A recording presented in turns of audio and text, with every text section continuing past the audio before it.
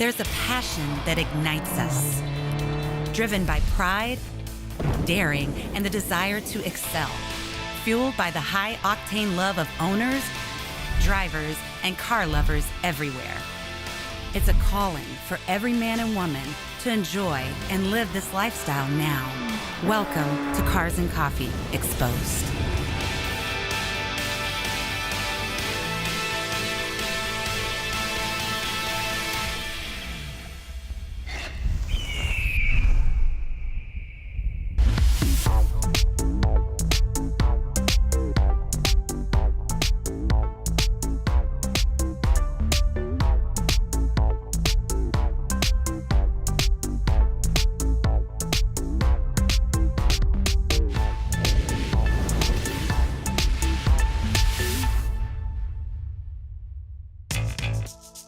So Andy, this looks like a 69 GT40, but it's not. It's not. Okay, so tell me what it is. It's actually built in 2023. It's a Golf livery tribute edition to the 1969 GT40. And it's built in South Africa by a company under the license of Shelby. So it's built by Superformance, and Superformance is the only company in the world that actually builds Shelby licensed car. They build Cobras, they build GT40s. And so this car is actually in the GT40 registry as an official successor of the 69 GT40. So I think there's a lot of viewers that really don't know how that process works. How does that work? And why this car? You decided you wanted this car, and then what happened after that? What was the process? Well, like a lot of people, I watched Ford versus Ferrari, where we won. And after that, I was really looking into getting a edition of the GT40. There's quite a few manufacturers that build these cars. You can also build one at home, but there's only one manufacturer that goes 90% close to the original, and that was my goal. So you order something from Superformance, you get a build slot, and it takes about 2 years. Right, so it actually takes you 2 years to just get on the docket. That is so interesting. And then you get on the docket, and then how long? They build about 12 cars a year. Yeah, you wait about 2 years, and then they start building. And then it takes another 6 months to 7 months before you get the car delivered. Wow. It takes quite a while. Yeah. Wow. I mean, were you just... Oh. You were so anxious, ready to have it, yeah? How many times did you visit? I actually visited South Africa in the factory. I was invited, and I talked to the owner, and I saw this car being built. I licked the handle in South Africa. I saw the car being built. Yeah. It's all hand-built, so there's no parts that they buy except for the lights. Right. But everything else is hand-built, hand-manufactured with the original tooling of Shelby. It seems like the best of both worlds, where it looks like a 69, but it drives like a 23. No. Okay, tell me how it I drives. wish. No, the only upgrade I did was air conditioning, but it actually drives like a 69 because it has the original chassis. Interesting. So did you have to learn how to drive it? Did you take it on the No. track out there? Or? Not yet. Yeah. I got it like 3 weeks ago or 4 weeks ago. Really? So Yeah, you've only so had it's it 4 brand new weeks? to me, yeah. Wow. And I'm taking it to the track probably next week. Yeah. For the first time. Yeah. Is that a little bit scary? It is. Yeah. You've waited 4 years for this car. I bet. But I it's bet. meant to drive on the track. Yeah, that's what you for bought sure. it for. Yeah. What else do you have in your collection besides this one? I have a Lamborghini Countach, Lamborghini STO, Porsche, Ferrari 812. So a couple of cars. You've always been a car guy? This has always been your thing? It started a few years ago. It started with one car, and it just escalated when I moved to Scottsdale. Okay. As you see, Scottsdale is the see. pinnacle of car I'm telling you. enthusiast, and there's cars everywhere. So Beautiful. We've seen some beautiful cars today, but this is definitely my top 3. Thank you. It's gorgeous. Congratulations. Thank you. Thank you so much for spending time with us.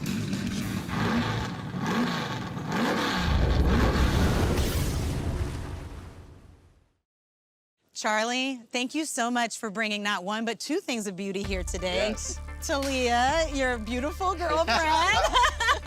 And this car, of course, 2018 GTR. Yes. It's a beauty. Thank you. So tell us a little bit about the mods, because immediately that's where my eye went to. This spoiler, this body kit, tell us all about it. So it is a R package, so wider body, carbon fenders, which is standard, carbon drive shaft, So a little bit more progressive than the regular S model. And then Carbon Air did the package, and it's the only one in the US that has a Carbon Air wide body package on an R car. And then we brought to Dyno Comp, which is in Scottsdale. And Rich, he's done probably 6+ cars of mine. We did a 750 horsepower package on it. So now it sounds and is as fast as it looks. So it definitely makes some pops, bangs, and flames, and we want that. Yeah. It's gorgeous. So did you name the vehicle? So I'm not a name guy. I Okay. have bikes, cars, and everything, and I don't name. But Talia, did you? Yeah. Yes. Hans. Hans. Tell me why Hans? We looked it up. It's a good name. Look like a Hans? Talia, when you drive a car like this, what is it about? Is it about the speed, the performance? Is it about the sexiness of it? What makes you love a car like this so much? I mean, it's so rare. You could drive that thing for 30 seconds and you're just high on life. You know, you cannot have a bad day. Charlie, if he is busy at work and, you know, as soon as he jumps in his car, he never comes home mad. I always come home with a grin. Yes. He's very happy, like a little kid. Did you know you always wanted this car, or how did you get it? So I was looking for another daily, and I was considering the Porsche GT3 RS, but tons of my friends have it. And after driving an R, I'm like, that's the car for a daily. It's just a little bit more luxury inside and not as raw. Is there anything else you want to tell the viewers about the car that you love? For us, it's more a passion. We do a lot of club drives. We're a member at Apex Motor Club, so we love going to the track and tracking our cars. And that's what it's all about for us, Street. It's all about having fun. It's all about having a great having time. Fun. Well, thank you so much for your time, Pleasure. Charlie. Yes, thank you. Talia, you're gorgeous. You make him look good. Yes. You make this car look good. Yes. Thanks so much, you guys. Thank you, our pleasure. We'll be right back with more Cars and Coffee Exposed.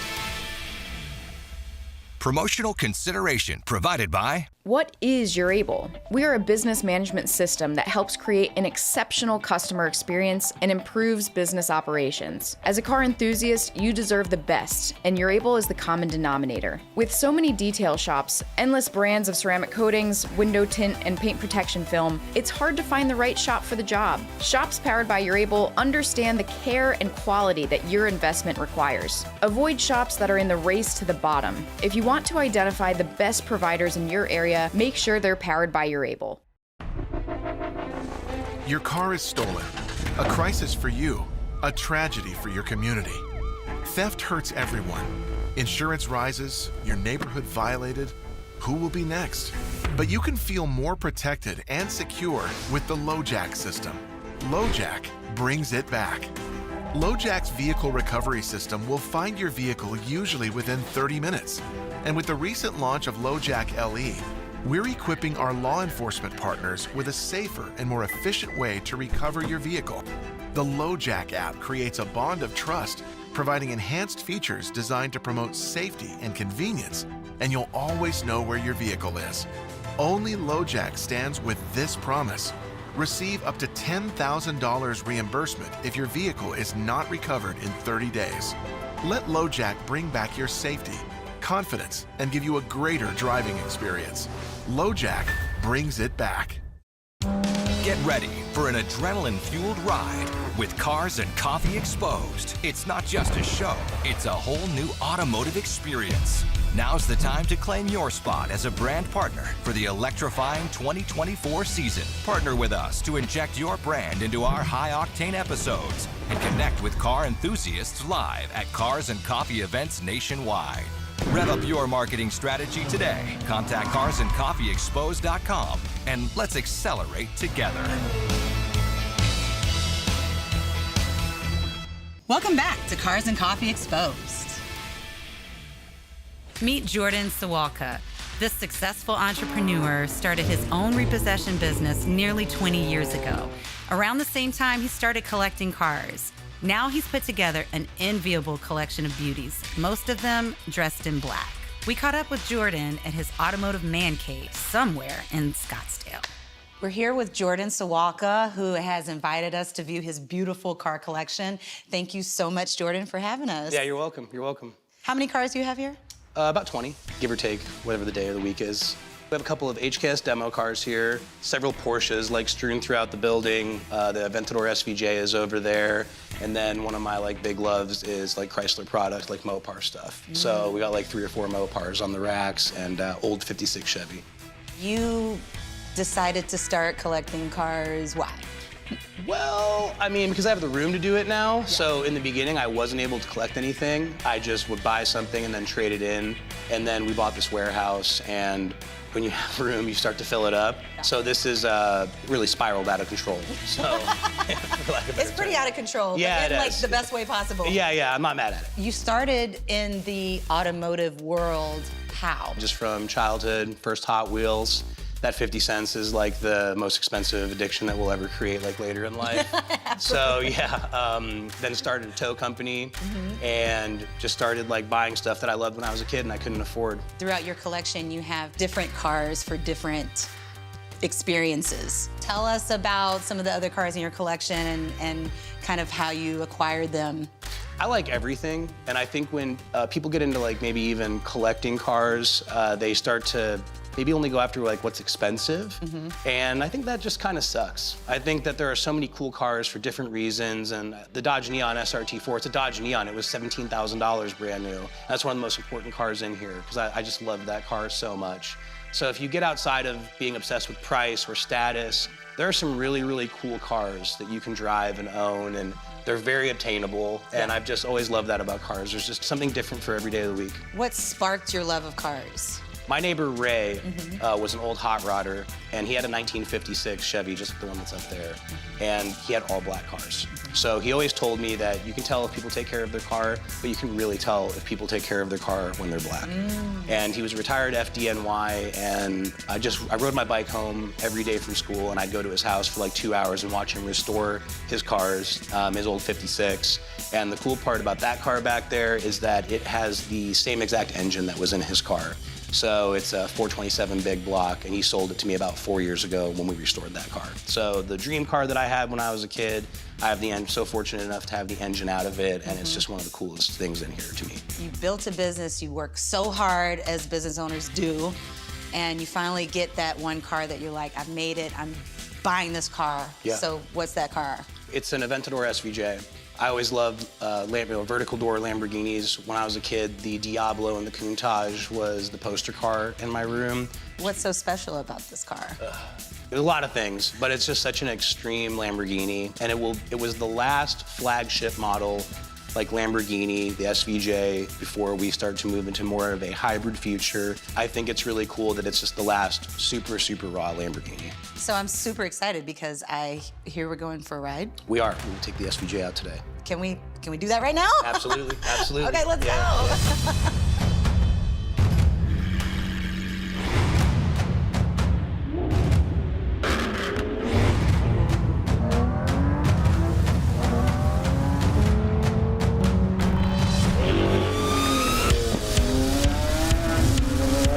I've never seen so many supercars in one place ever in my life. I've been a lot of cities. I mean, I'm sure I'd probably see that in Monte Carlo, but I mean, it's No. just really, people seem to be very comfortable.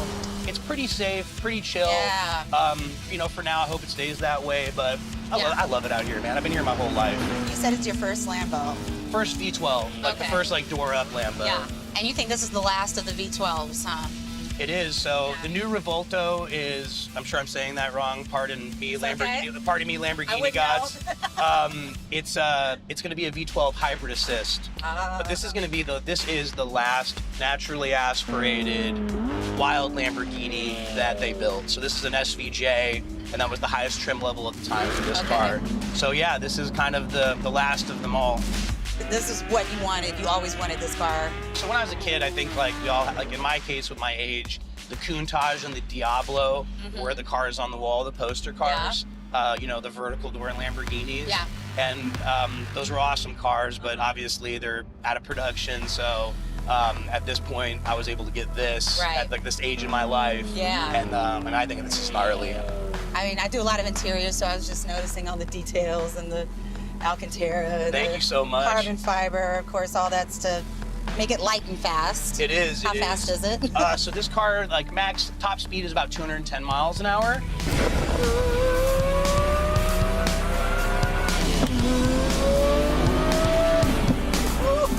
Yeah, boogies. feel like my balls just dropped. And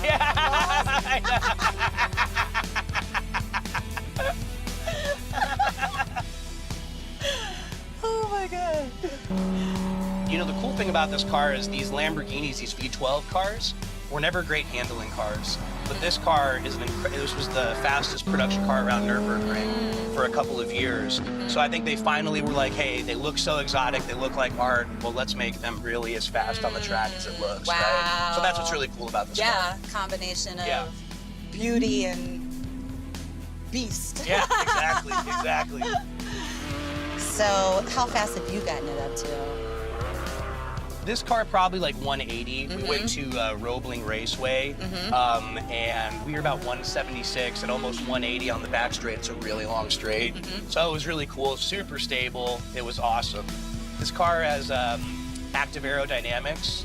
So essentially what happens is it will start to like bleed air after a certain speed to pull it under the car to increase stability. So there's all sorts of like different aerodynamic components that are like at play to keep the car stable at speed. It has four-wheel steering. So below 88 miles an hour, the wheels turn like this to help bring the back of the car around. But after 88 miles an hour, they turn like this to keep the car stable in high-speed maneuvering. So it's like there's a lot of really cool things. Technology. It's crazy. Yeah. It's crazy how far it's come. It makes you look like a really good driver, you know? I think I was pretty equipped to handle it when I got it. So I would say that I didn't have to learn anything, but this car taught me a lot about respecting power, and the margin for error is really slim in this car, you know? It's big, it's a V12, and if you're not careful, it'll teach you a lesson at the track. How many of these did they make? They made 900 SVJ coupes worldwide. I don't know, I always liked the underdog. Yeah. And I think that's why I like Lamborghini so much, is it was the underdog. Ferrari was always the pinnacle brand, and you know, Ferruccio Lamborghini was, I think he was the underdog, right? I've always noticed that when I deal with Lamborghini owners, they're really approachable. And it seems like even some of them themselves are maybe more blue collar, and this was like their dream car. And I've always loved that about the brand. These cars are so fun to drive because they are engaging, and I think that's what a lot of like newer cars lack, is that engagement. I think that as cars get watered down, like kids today will never experience like oversteer situation or keeping a car stable. Right. Not only does it make you a good driver, it keeps you engaged in the car. Yeah. And I think that that's probably the sad part about maybe like where automotive is going today. Yeah. And I understand like that's progress, and thank goodness these cars are still around and they're still being taken care of. So I think you'll be able to find them, but the engagement's everything. Yeah. So I feel like you're definitely in the right place for car love, because I've seen more supercars and exotics here than I have, I think, in any other city I've been in, just driving on the street. So Scottsdale seems to be kind of a capital for that. There was like 4 or 5 F40s that were at Cars and Coffee. Right. So it's just insane to think that those are here residing in collections. But yeah, Scottsdale, Phoenix area, the Arizona car culture, it's really important. It's part of our foundation. I'm so glad we got a chance to see it, because it was really unique. And it's always good to see people bringing their kids out and being able to really get close to these cars, because that's just going to continue to ignite that love like you talked about with the community. I think no matter like the difference with anybody, I think cars are a common denominator. And even if you can't get along about anything else, if you like cars, it's really easy to carry a conversation with someone for a few hours. And I don't know, it's like a peaceful feeling. We'll be right back with more Cars and Coffee Exposed. Promotional consideration provided by... Get ready for an adrenaline-fueled ride with Cars and Coffee Exposed. It's not just a show, it's a whole new automotive experience. Now's the time to claim your spot as a brand partner for the electrifying 2024 season. Partner with us to inject your brand into our high-octane episodes and connect with car enthusiasts live at Cars and Coffee events nationwide. Rev up your marketing strategy today. Contact carsandcoffeeexposed.com and let's accelerate together. Welcome back to Cars and Coffee Exposed.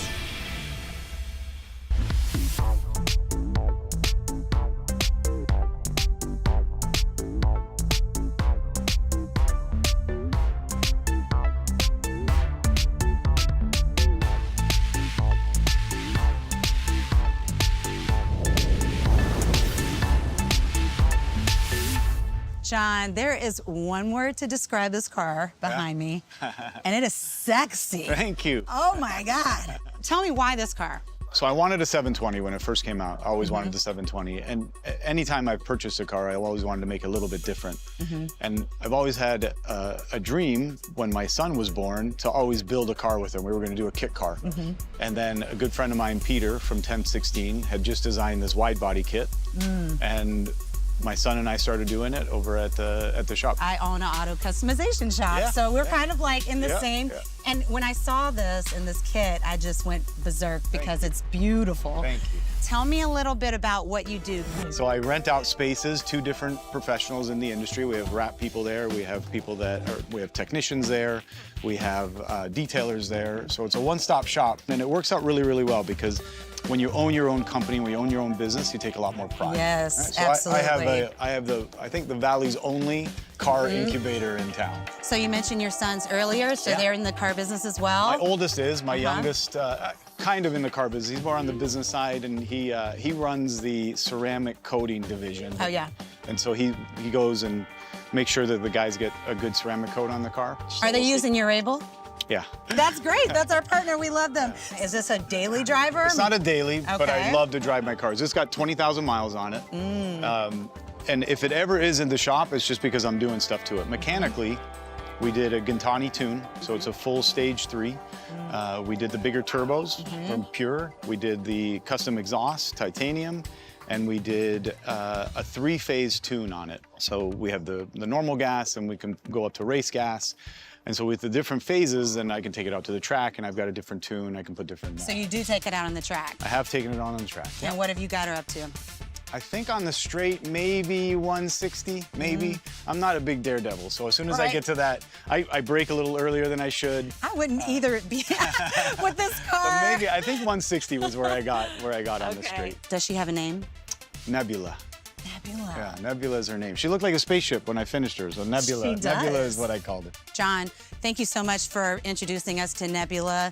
What a beautiful car. Congratulations on everything. Thank you so much. Success Thank to you. you. Thank you very much. Yes.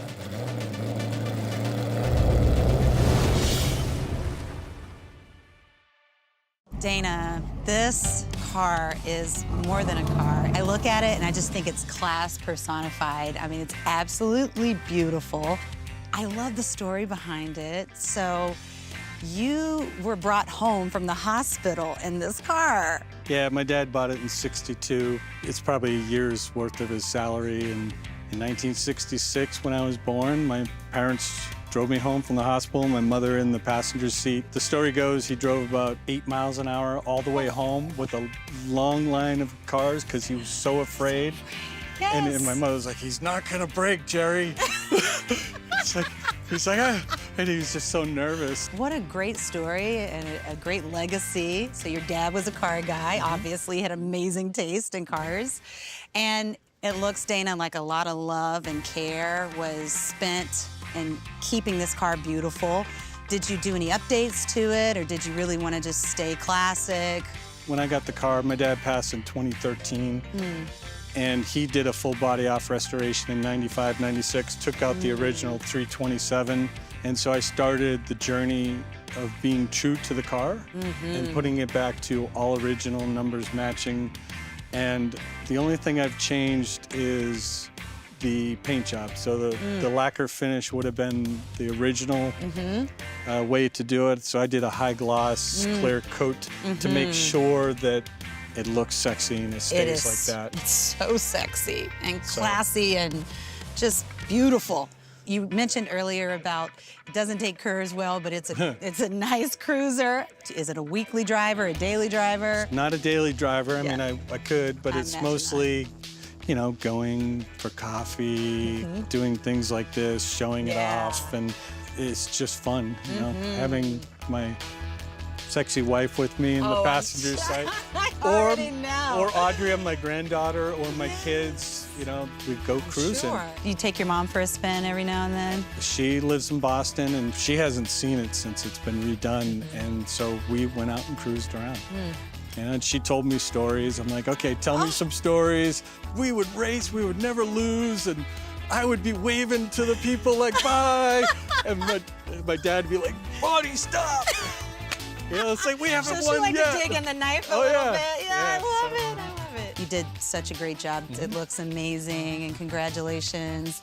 It's going to be one that'll be in your family, I'm sure, for years to come. Thank you for sharing it with us, and thank you for your time. Yeah, thanks for having us, Chelsea. Absolutely, absolutely, Appreciate it. Dana. Thank you.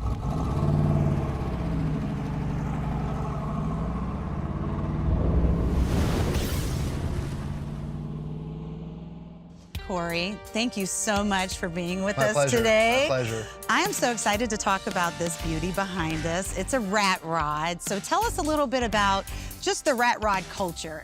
I've always been in love with these types of rats, things of that nature. I built the car, found it in Caddo, Oklahoma, off Craigslist of all places. And I always wanted a patina car because I had had nice cars prior, all American steel. Yeah. And I wanted to keep the classic look, but yet the resto mod and a ton of power. It's gorgeous. So yeah, talk about the power. So the car is actually a 5.3 LS1. I bought a Suburban off of Craigslist, and I ditched the entire body of the Suburban, kept the power plant, and sold everything else. And then we put some 66mm turbos on it. Runs a 4L80 transmission that's built with a stage 2 shift kit, 4 9-inch rear end with 3/7 gears. And I'm tuned at 6 pounds of boost on a real mild tune, and I'm getting 600 at the rear. I love this because there's so many cars that people don't really get to enjoy, but it sounds like you get to enjoy this one. This one's the most fun going up the highway. Yeah. As soon as you hit second gear, it kicks loose and it's smoke. Quarter mile behind you, getting on the I love highway. it. You have this love of cars, and where did it come from? I had a couple cars prior to this, and I used to dream when I was in college about twin turbo builds. I thought it was the coolest thing, and I could never afford it to pay somebody to do it, so I had to do it myself. So I've been dreaming of this car since I was 20 years old and Wow. 39 now. So Wow, congratulations. 19 years to come to fruition, and love it. there's more in the future. Is this your first build, or have you done other cars before? I had done other cars Okay. previously, just a few. Okay. But this was the first one that I knew I wanted to keep, so it had to be cherry. How long did it take you? Well, I'm at 3 years on it now, and still Still not done? They're never done. We talked Let's to a be lot honest. of rat Let's be rod honest. owners, and they're never done. That's the beauty of these builds, is that they just, all the parts that are repurposed for these rat rods, I just find it so interesting. I always like to go by the built, not bought. What's your investment up to this point? There's about 50 grand in parts. Wow. Yeah, as Wow. it sits. But labor, I mean. What's your time worth? Exactly. What's your time worth? That's right. Well, keep working on it. It's beautiful as it is, and we Thank can't you. wait to see what else you're going to do with it. Keep us Appreciate that. Keep us informed. Thank you, Thanks so Chelsea. much, Corey. Thank you.